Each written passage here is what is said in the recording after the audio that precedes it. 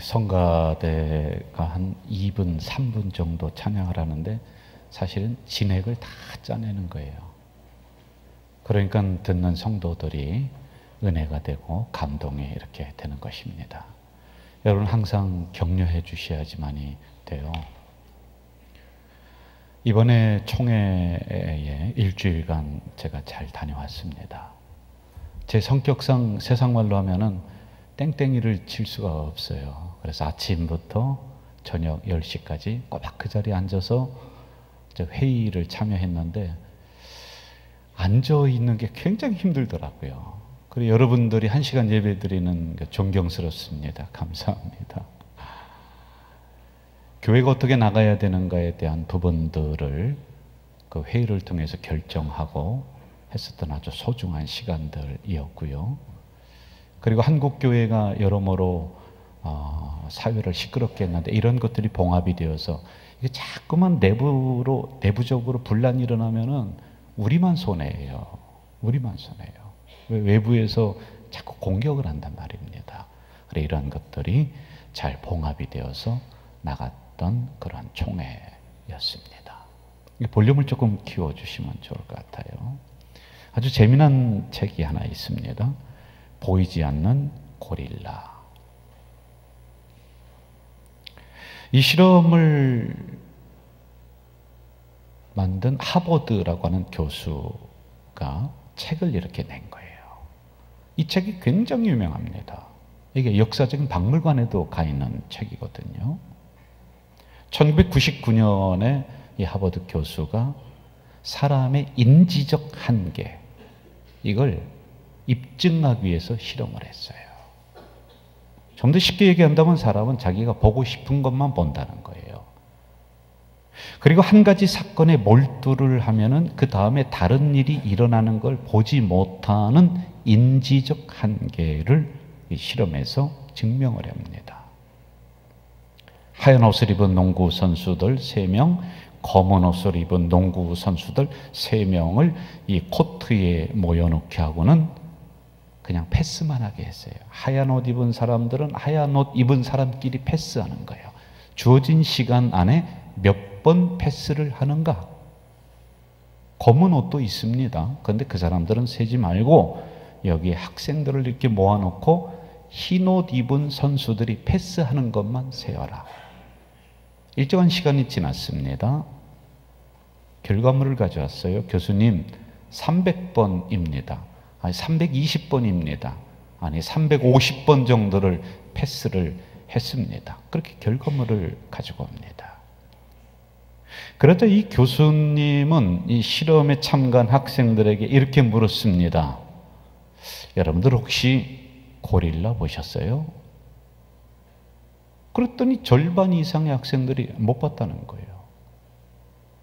서로 패스를 하고 있는 이런 상황에서 고릴라를 왔다 갔다 하게 했단 말이에요. 그런데요, 그 숫자를 세고 있느라고 여기 있는 학생들은 고릴라를 보지 못했다라고 하는 거예요. 이게 인지적 한계. 한 사건에 몰두합니다. 문제가 우리에게 다가오면 그 문제에 푹 빠져서 다른 걸 못 본다는 거예요. 그래서 여러분 종종 이렇게 충고를 하지 않습니까?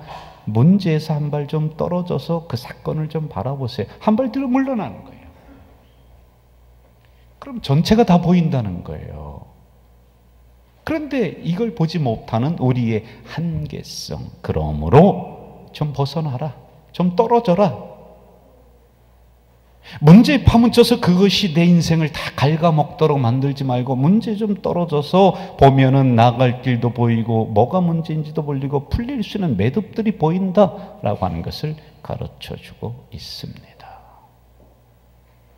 이것을 관점이라고 합니다. 무엇을 보느냐? 대개 사람들은 현재의 상황만 쳐다봅니다. 농구 코트에서 패스하는 것만 여러분들은 그 숫자만 봅니다. 고릴라를 못 봐요. 조금 벗어나면은 미래도 보이고요. 조금 벗어나면은 하나님의 뜻도 보이고요. 조금 벗어나면은 이 문제를 통해서 나에게 주어질 유익, 축복 이런 것들이 보일지인데 그걸 못 본다는 것이지요. 이처럼 무엇을 보느냐, 무엇을 선택하느냐, 그것 하나만 바꿔도 엄청난 결과를 가져옵니다. 1991년에 사과 재배로 유명한 일본 아오모리 현에 기록적인 태풍이 불어옵니다. 사과 농사 다 짓고요. 이제 막 거두려고 하는데, 수확하려고 하는데 태풍이 불어닥쳐서요. 다 떨어졌어요. 여러분, 사과가 떨어지면요, 이 과실은 상품 가치가 없는 거예요. 90%가 떨어졌어요. 많은 사람들이 이것을 보면서 야, 농사 어쩌다, 본전도 못 찾는다, 우리 망했다. 왜? 90%의 그 사람들의 관점은 가 있습니다. 떨어졌어요. 그런데 그런 중에 어떤 사람이요, 실제적으로 있었던 일이에요. 이 사과의 이름을 뭐라고 붙였느냐면, 안 떨어진 10%의 사과의 이름을 합격 사과, 안 떨어진다는 거예요. 그때 막 대학 시험 보려고 했던 이 학생들, 학부모들이 이 사과 찾느라고 야단이야. 그래서 10배의 값을 주고 이걸 팔았다는 거예요. 그 사람은 자기의 관점을 이쪽에 뒀어요. 10%. 그러니 살 길이 생겼다라고 하는 것입니다. 보편적으로 세상 사람들은 현재적 관점을 가지고 있습니다. 그래서 당장 이익이 나야 되고, 당장 잘 돼야 되고, 당장 결과물이 있어야 돼요. 여러분, 이것을 이용해서 이 사기꾼들은 사람의 심리를 그렇게 이용해서 화려한 것, 당장 이익이 되는 것이냥 시장에서 보여줘요. 꼴딱 넘어가요. 그러나 미래적 관점을 가진 사람이 있어요. 좀 멀리 보는 것이지요. 당장 손해가 나지만은, 좀 화려하지 않지만은, 좀 투박하지만은 그 너머를 볼 줄 아는 사람들, 이것을 믿음의 투시도를 가진 사람이다, 이렇게 얘기해요. 투시도는 꿰뚫을 투, 볼시, 그림도. 이 문장을 풀어본다면요, 아직은 보이지 않습니다. 아직은 투박합니다. 아직은 결과물이 없습니다. 그러나 지금 여기에서 미래의 것을 꿰뚫어 보는 눈, 꿰뚫어 보는 그림, 그게 그거로 끝난다는 게 아니지요. 이제는 우리 두 사람을 만나게 될 것입니다. 저와 함께 성경 속으로 들어가며 여행을 함께 해봅시다.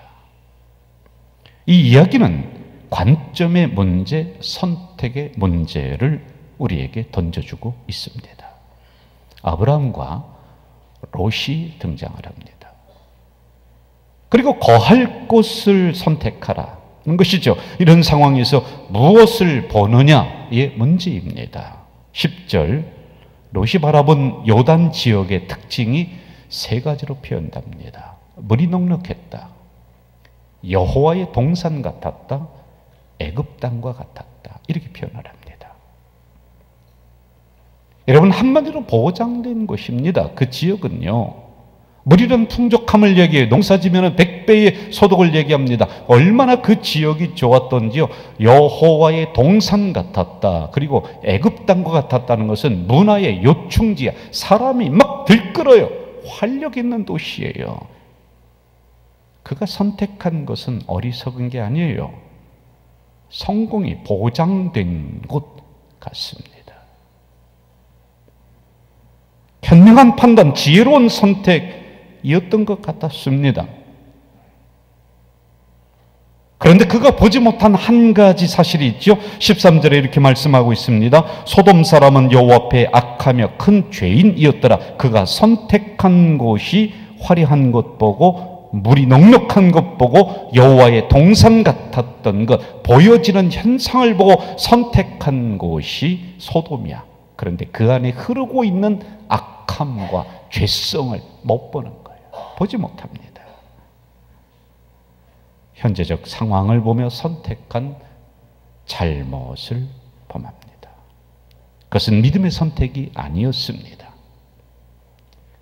세상적인 눈으로 바라본 것이기에 그 안에 숨어있는 악함을 보지 못했습니다. 하나님 앞에 큰 죄인이었을 정도로 타락한 군상들이 그 안에 옹기종기 모여 살고 있는데요, 이걸 못 봐요. 화려함에 취해서요. 이처럼 세상적인 눈으로 보면은 놓치는 게 있습니다. 제가 시골 태생이지 않습니까? 이맘때면은 이제 추석을 앞두고는 산으로 가면은요, 여러 가지 과일들을 얻을 수 있어요. 특히 버섯이 지금은 많이 날 때입니다. 쌀이버섯, 능이버섯, 무슨 뭐 참나무버섯, 이 버섯들이 굉장히 산속에 많이 있어요.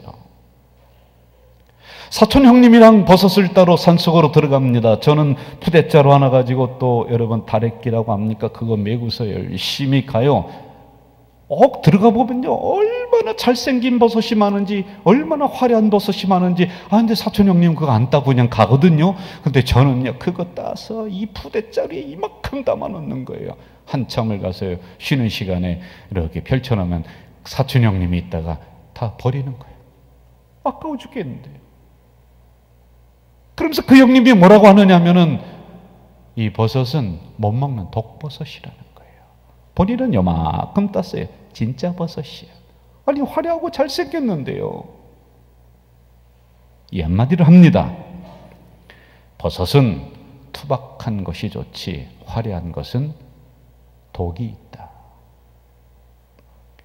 여러분, 사람도 그렇습니다. 금방 친해지고 금방 사랑하고 뭐 죽자 사자 서로 붙잡고, 여러분 거기에 의도성이 있는 거예요. 뭐 화려하게 막 웃으면서 다가오면요, 경계하지 않습니까? 그게 다 숨은 속내가 있다라고 하는 것을 감지하기 때문에 그렇다는 거예요. 방울뱀이 땅으로 기는 거예요. 그런데 다람쥐는 나무에 왔다 갔다 하는데 이 방울뱀이 다람쥐를 잡아먹어요. 어떻게 하는지 아십니까? 신기한 방울 소리를 내는 게 딸랑딸랑딸랑 하면요, 이 다람쥐가 가다가 쳐다보는 겁니다. 그리고 쳐다보는 즉시 이 방울뱀의 눈과 다람쥐의 눈이 딱 마주쳐요. 그러면 체면에 걸려요. 왜 그런지 아세요? 방울뱀의 눈은요, 화려합니다. 막 기가 막혀요. 그거 보고 똑 떨어져 잡아먹는 거예요. 여러분, 가짜일수록 모습 화려하고요, 소리 아름답습니다. 달콤한 소리, 그럴듯한 소문, 가슴 설레게 하는 화려함, 그 안에 독이 있어요. 신앙도 뭐 보이는 현상, 기적, 화려한 의식, 깜짝 놀라는 신비적인 사건, 그건 너무 좋아하지 마세요. 그 안에 내용이 중요한 거지 포장지가 뭐가 중요합니까? 여기 오면 모든 문제가 해결된다, 우리 교회만 모든 병이 다 고쳐진다, 모든 복을 다 받는다, 뭐 그 말이 그렇게 따라갑니까? 그 안에는 함정이 있습니다. 그 안에는 우리의 신앙을 죽이는 독의 요소가 있는 거예요.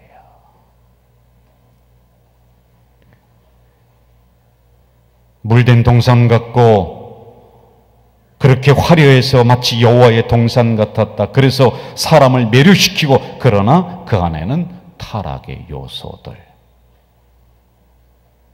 잘못된 선택은 언제나 잘못된 결과를 가지고 옵니다. 11절 제가 봉독합니다. 그러므로 롯이 요단 온 지역을 택하고 동으로 옮기니 그들이 서로 떠난지라. 두 가지 실수를 합니다.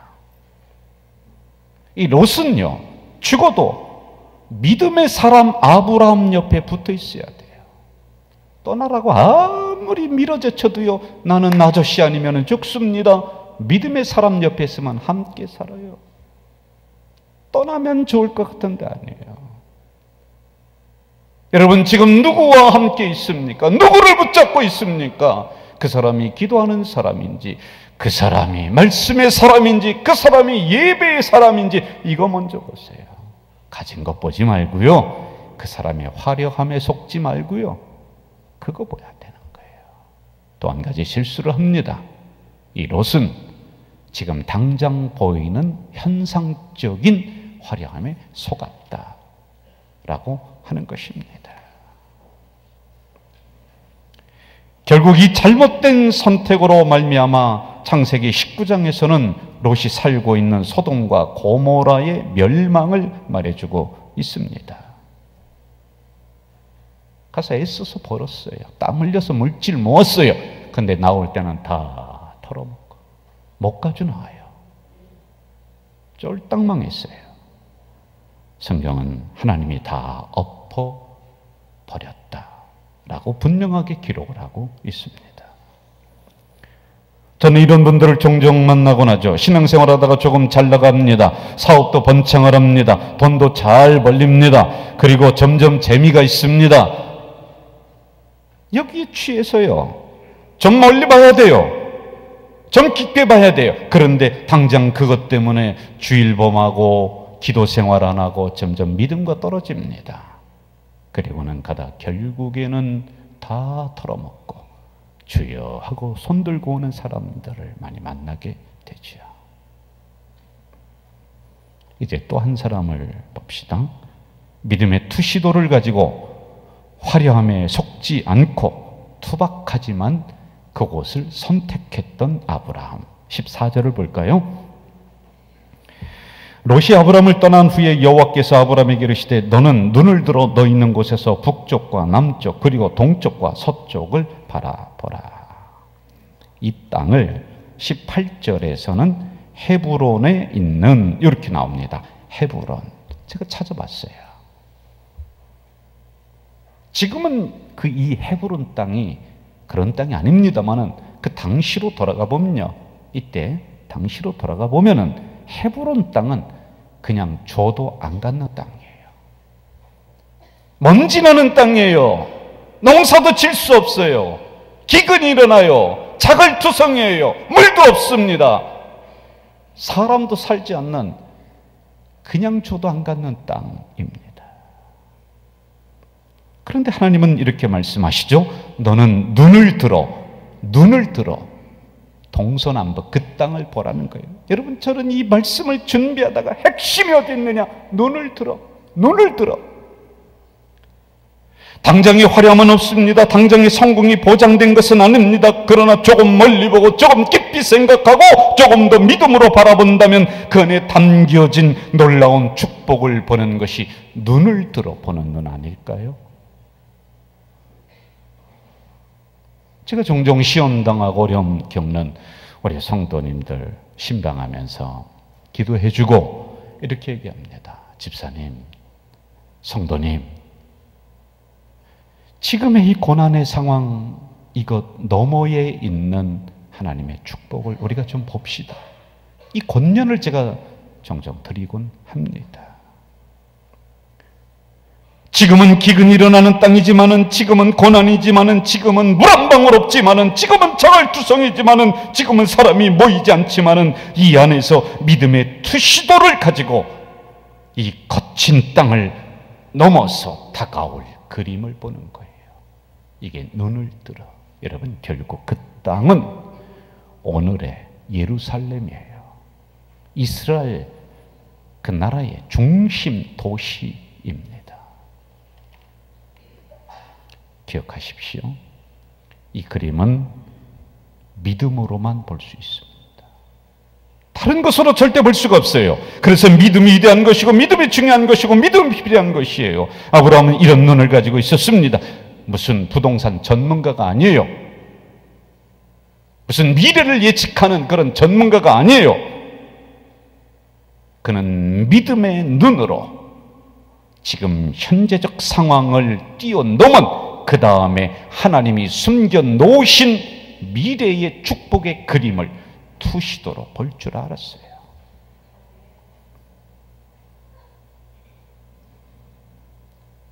제가 한 20년이 더 된 것 같아요.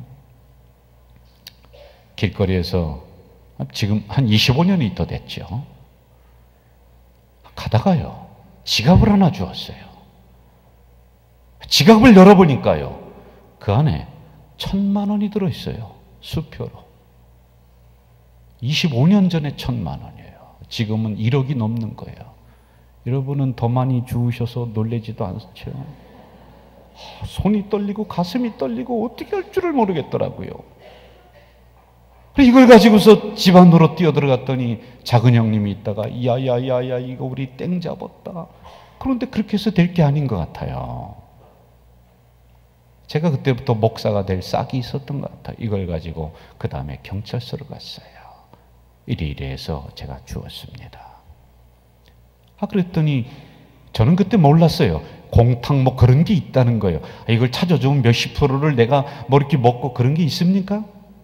그런데요, 사과 한 박스 가져오시더라고요. 주인이 찾았어요. 나왔어요. 그런데 문제는 그 다음이 더 문제예요. 제가 날마다 땅만 보고 다니는 거예요. 날마다 땅만 보고 다니는 거예요. 또 돈 없는가? 여러분, 눈을 드시기를 주의 이름으로 축원합니다. 비록 땅이라는 어려움이 있지만은, 고난이 있지만은, 그 속에서 하늘을 바라보는, 그 속에서 고난을 넘어서 다가오는 우리에게 그려준 축복의 그림을 보는 믿음의 투시도를 가진 여러분 되시길 주의 이름으로 축원합니다. 15절 이렇게 말씀하고 있습니다. 보이는 땅을 내가 너와 내 자손에게 주리라 받았습니다. 자손도 별처럼 많아졌습니다.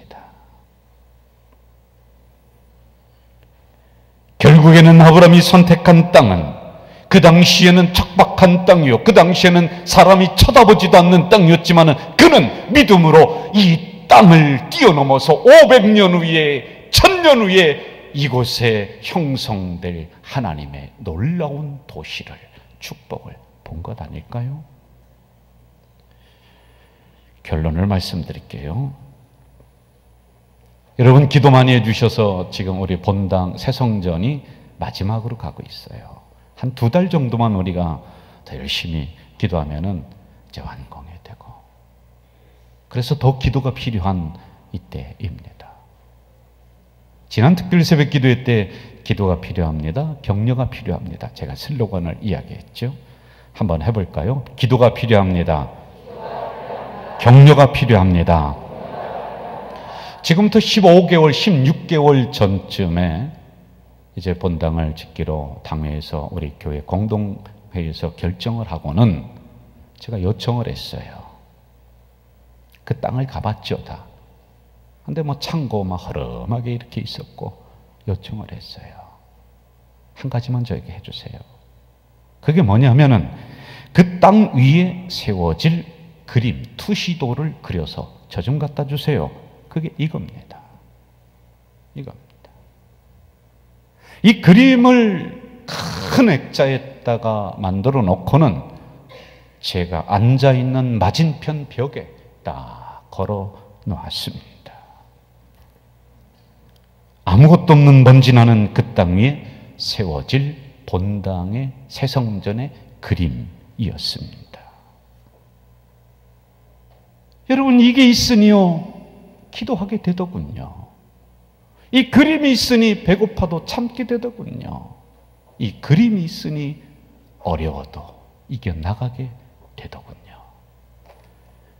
여러분, 가정이 어려우십니까? 사업이 어려우십니까? 아니면 건강에 문제가 있습니까? 눈을 들어 그 다음을 바라보시는 믿음의 투시도 가지시기 바랍니다. 이 본문의 결론은 2500년을 훌쩍 넘어서서 히브리서에서 이렇게 결론을 맺고 있습니다. 믿음으로 아브라함은 부르심을 받을 때에 순종하여 약속의 땅에 거류하여 약속을 유업으로 받았다. 이는 그가 하나님이 계획하시고 지으실 터가 있는 성을 바랐음이라. 믿음의 투시도가 있었으니 그 안에서 지으실 성을 바라봤다는 거예요. 그리고 진짜 그렇게 됐습니다. 하늘의 허다한 별과 또 해변의 무수한 모래와 같이 많은 후손이 생육하였더라. 결과가 이렇게 나타났습니다. 여러분, 아브라함이 그랬듯이 이제 우리도 믿음으로 바라봅시다. 믿음으로 생각합시다. 믿음으로 판단합시다. 믿음으로 결정하며 걸어나가시는, 그래서 당장의 어려움 그 너머에 있는, 지금의 고난의 그 너머에 있는 축복을 바라보는, 축복을 손에 드는 투시도를 가진 여러분 되시기를 주의 이름으로 부탁합니다. 하나님 아버지,